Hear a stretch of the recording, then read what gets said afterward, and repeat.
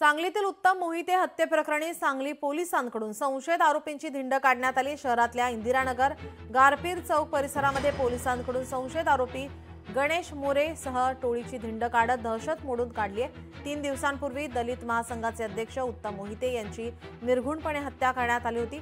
या हत्येतील संशयित आरोपींची पोलिसांकडून धिंड काढण्यात आली आहे।